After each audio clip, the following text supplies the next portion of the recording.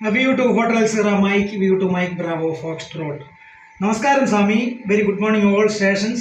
Very nice to meet you. 10 to 15 dB overnight here. Bright sunny morning, 30 degrees centigrade. QRU 73, have a nice day. Maha Shivaratri Ashamsal to you and all listeners. Mike back to you. View to Hotel Sierra Mike, view to Mike Bravo Foxtrot. Thanks to Madhu Madhonan for checking here. My name is Dr. 73 Mahashivaratri Dinashamsala. Premier Kamin Medvanakam INR Aeronautics Yoga. Hi dear friends, I am Victor Uniform number 2 Mike Bravo Foxtrot. Handle Madhu QTH Adur in Kerala, southern part of India. ഇത് എന്താണെന്നല്ലേ, ലോകമെമ്പാടും Ham radio എന്നറിയപ്പെടുന്ന amateur radio ഓപ്പറേറ്റർമാരുണ്ട്.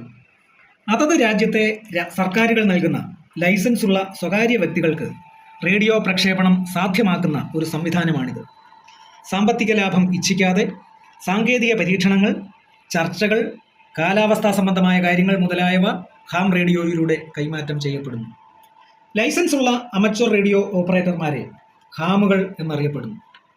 ഇന്ത്യയിൽ വാർത്താവിനിമയ മന്ത്രാലയത്തിന് കീഴിലുള്ള wireless planning and coordination wing, WPC wing എന്ന് പറയും, ആണ് ഇതിനുള്ള ലൈസൻസ് നൽകുന്നത്.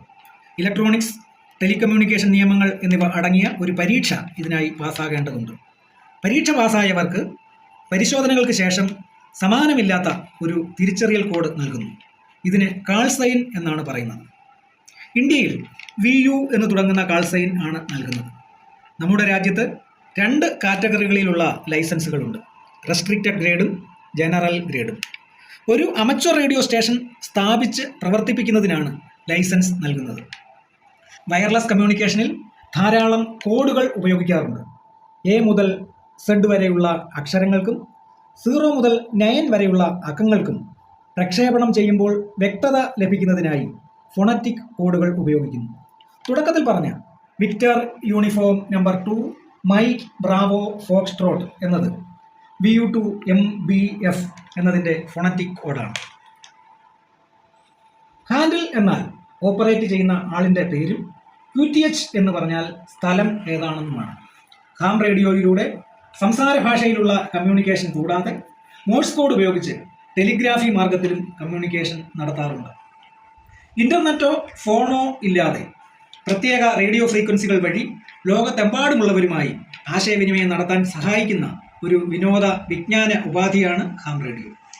ദുരന്ത സമയങ്ങളിൽ മറ്റ് വാർത്താവിനിമയ മാർഗങ്ങൾ നിലച്ചാൽ ഹാം റേഡിയോയെയാണ് സർക്കാർ സംവിധാനങ്ങൾ ഉൾപ്പെടെ ആശ്രയിക്കുന്നത്.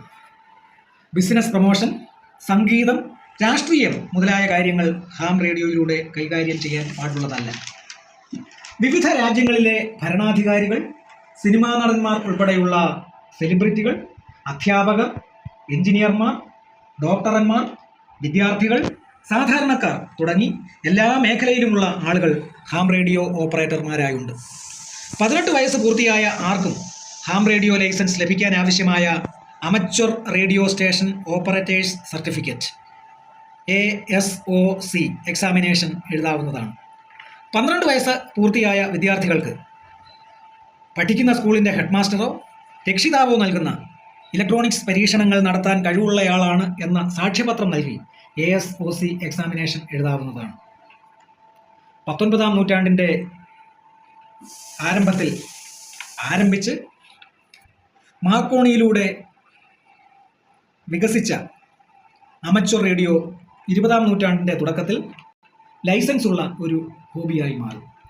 സ്പാർക്ക് ഗ്യാപ്പ് ട്രാൻസ്മിറ്ററുകൾ വഴി തുടങ്ങി ഡിജിറ്റൽ മോഡുകളിലേക്കും സാറ്റലൈറ്റുകളിലേക്കും വളർന്ന ഇത് പ്രകൃതി ദുരന്തങ്ങളിൽ ആശയവിനിമയം ഉറപ്പാക്കുന്നതിനും സാങ്കേതിക പരീക്ഷണങ്ങളിലും നിർണായകമായ പങ്ക് വഹിക്കുന്നു. Thank you. I am VU2 Mike Bravo Foxtrot, Madhu. Bye.